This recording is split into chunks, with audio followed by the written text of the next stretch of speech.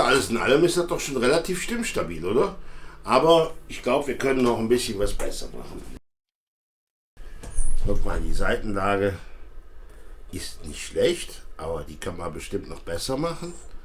Das Tremolo ist schön floaty, aber wenn eine Seite reißt, ist alles rum.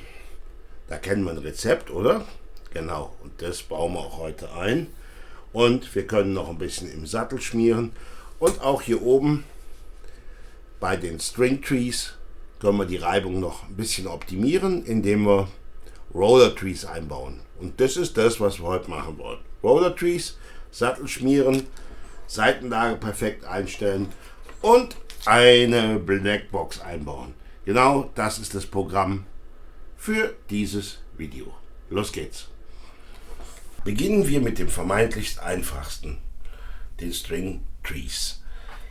Jetzt fällt mir schon auf, ich habe vorher gar nicht nachgeguckt, ob die kompatibel sind. Ich habe halt gedacht, okay, ich nehme Harley Benton, dann wird es auf eine Harley Benton Gitarre schon passen. Wir werden gleich sehen, ob dem wirklich der Fall ist. Nehmen wir mal 2 Seiten hier raus und schrauben das kleine Ding hier mal los. Das geht ganz gut.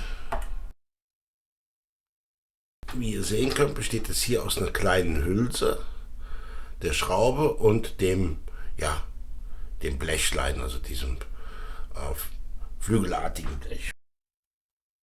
In der Harley Benton Lieferung sind keine Schrauben dabei. Ich muss also die Schrauben nehmen, die jetzt schon da war.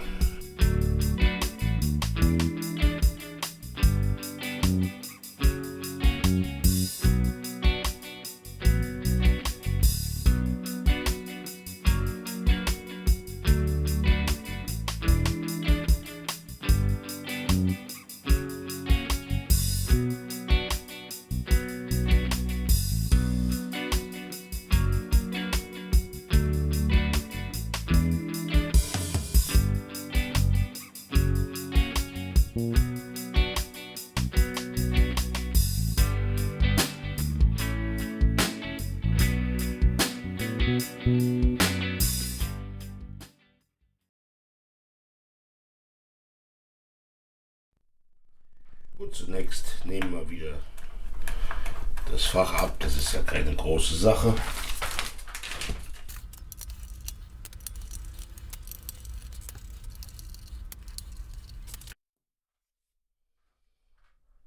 Wenig Platz, oder? Da muss Platz geschaffen werden. Man hat eine sehr schöne Anleitung dazu gegeben, wie die Blackbox zu installieren ist. An die solltet ihr euch halten. Ich werde mich auch daran halten. Gibt es auf Englisch und auch auf Deutsch. Und hier wird auf der einen Seite schön erklärt, wie das Funktionsprinzip der Blackbox ist. Das kennt ihr schon. Das habe ich euch nämlich in diesem Video hier oben gezeigt. Und hier sind auch die Einbauvorbereitungen beschrieben. Zunächst muss Platz geschaffen werden. Genau. Wir nehmen dazu dann nachher die mittlere Feder raus. Und dann kommt die wichtigste Einstellung. Das Instrument muss gestimmt sein.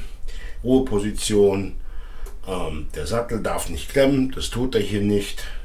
Ja, und dann wird der Einbau beschrieben. Ich habe dazu die Blackbox hier schon mal zerlegt. Die kleine Scheibe in ihre Einzelteile. Und damit ich nachher hier den Halter hintun kann, anzeichnen kann und besser verschrauben kann. Ja? Okay. Damit die Gitarre auch nirgendwo aufliegt, habe ich hier eine ganz hohe Position gewählt und sie so unterfüttert, dass hier unten natürlich auf keinen Fall irgendwas auf dem Tremolo auf. Hier, wie wir das haben wollten, ne? So 2-3 mm Abstand. Und jetzt nehmen wir die mittlere Feder raus. Und jetzt werden wir natürlich sehen, ist der Abstand hier größer geworden. Klar, ich habe weniger Federkraft.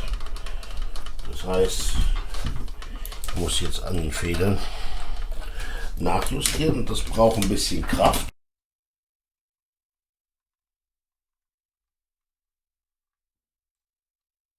So, ich habe jetzt auch noch ein bisschen experimentiert und habe jetzt doch 3 Federn drin, das Blech ein bisschen zurück, den Platz für die Blackbox gelassen und habe jetzt hier, denke ich, eine schöne, wie sieht man da am besten, eine schöne schwebende Einstellung.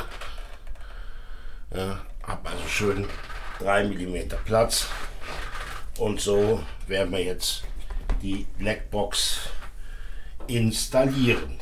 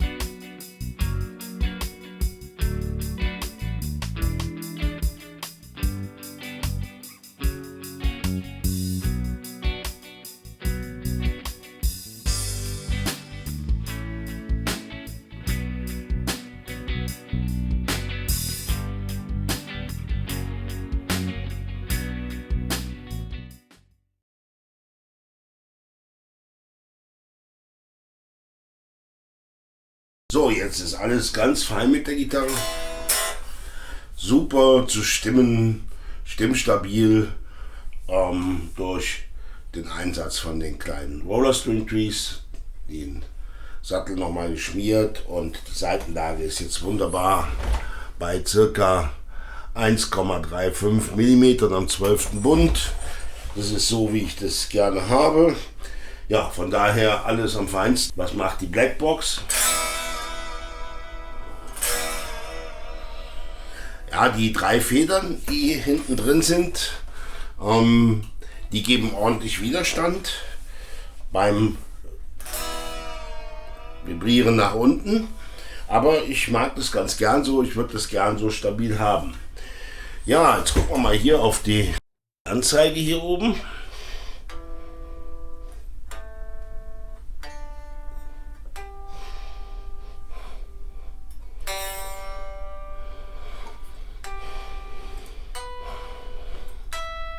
So, genau, jetzt sind wir also stabil. Das erste Einsatzgebiet, wir machen mal ein Drop D.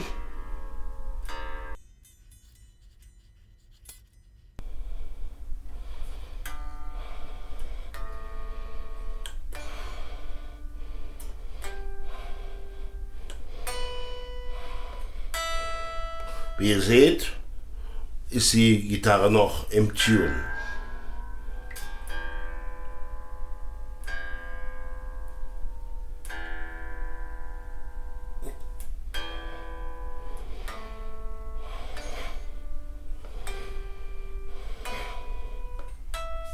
Auch wieder.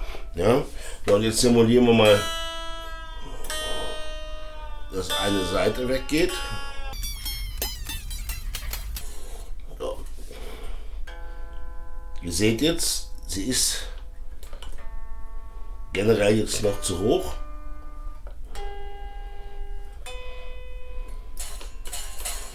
Ja? Also ganz verhindert ist es nicht.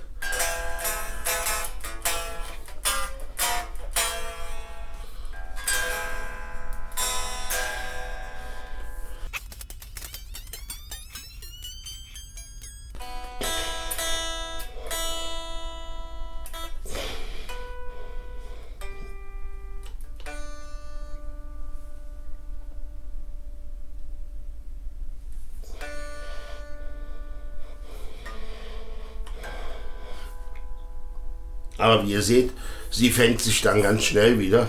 Also man sieht auch, die Blackbox verhindert nicht, dass beim Seitenriss sie unbedingt noch spielbar ist. Ich kann auch versuchen, sie ein bisschen nachzusetzen, dass sie noch ein bisschen ja, härter reagiert, aber im Prinzip dadurch, dass es drin ist, trotzdem schwebenden Tremolo, bekomme ich die Gitarre schnell wieder in den Griff und das ist Sinn der Blackbox. Ja, jetzt noch mal ein bisschen spielen, ne?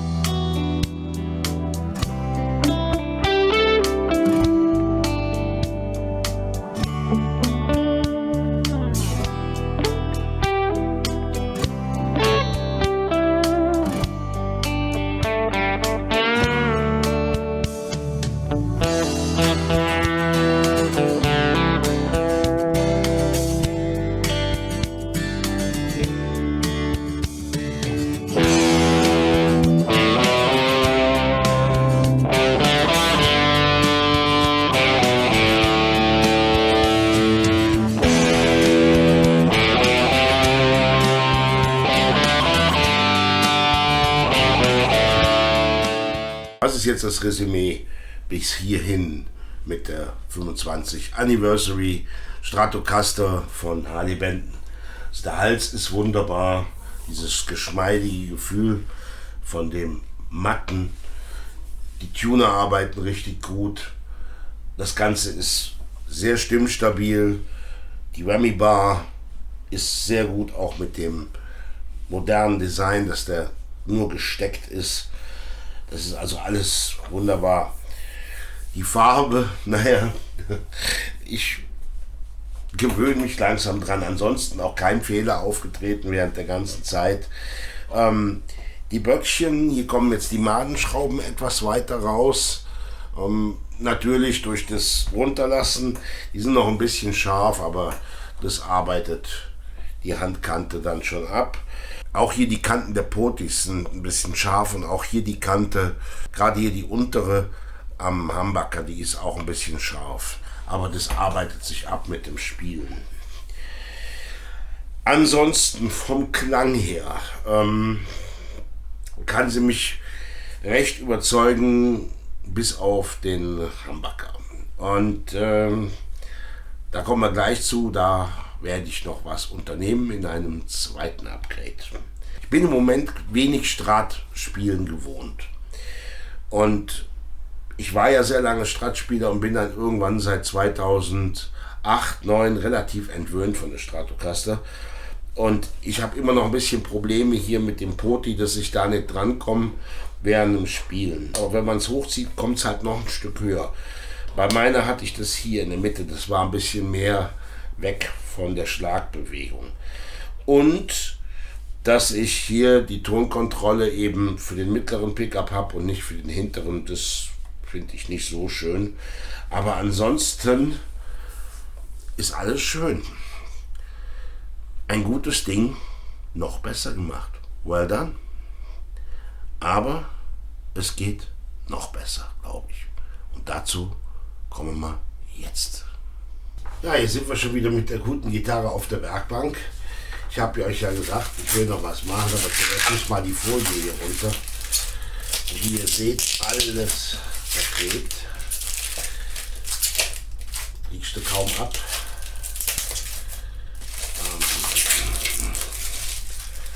Genau, müssen wir, glaube ich, mal die Poti-Knöpfe abmachen. Einen habe ich schon ab. Zeige ich euch noch einen Trick, wenn die schlecht runtergehen. Könnt ihr auch ein Plektron nehmen, runterschieben.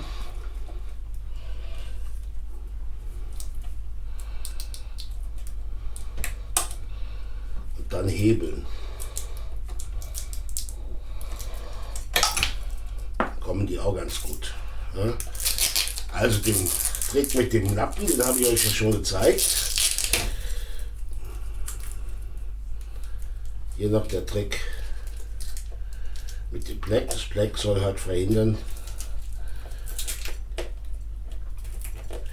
dass das Schlagbrett so. Aber wie ihr hier seht, war drunter alles verklebt, mit festgeschraubt. So geht es. Naja, aber deswegen sind wir eigentlich gar nicht hier, sondern wegen dem Kamerad hier. Und ich habe euch ja gesagt, der gefällt mir nicht so gut. Und ich habe noch was gekauft. Jawohl, ein Shadow Twin Blade Humbucker SH661. Ja, und der soll diesen ersetzen.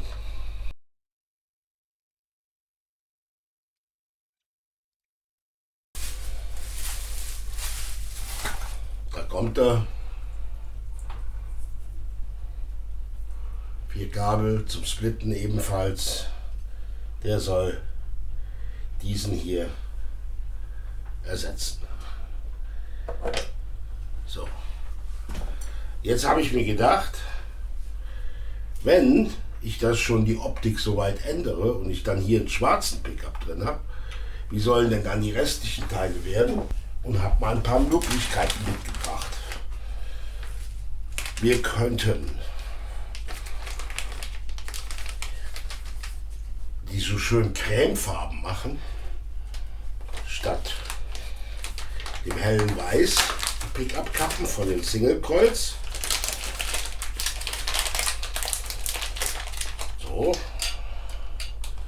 Oder die könnten sie natürlich auch alle 3 schwarz machen.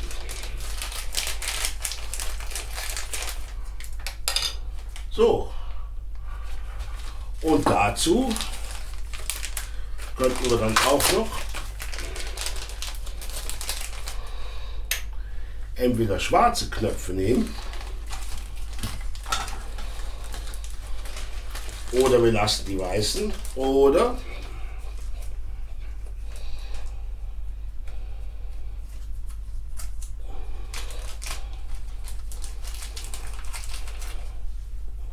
passend auch nochmal cremefarbene. Wir könnten also die weißen lassen mit den weißen, wir könnten die Creme mit den Cremekappen oder auch alles schwarz machen, inklusive unserem kleinen hier. Was meint ihr? Jetzt ist es an euch abzustimmen. Wie soll ich es machen? Und dann werde ich die Gitarre so entsprechend umgestalten.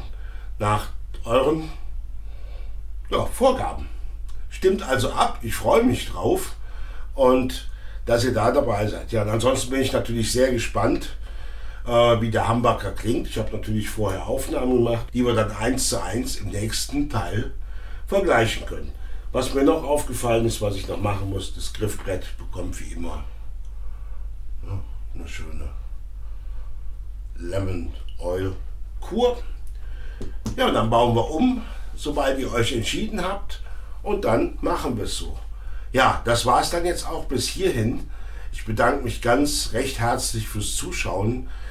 Wenn ihr wollt, lasst mir ein Like da oder abonniert den Kanal oder beides oder wie auch immer. Wird mir sehr, sehr helfen und ja, dem kleinen Kanal natürlich auch. Und ansonsten, wie immer, bleibt gesund, bleibt fröhlich, bleibt musikalisch. Bis bald, euer Toko.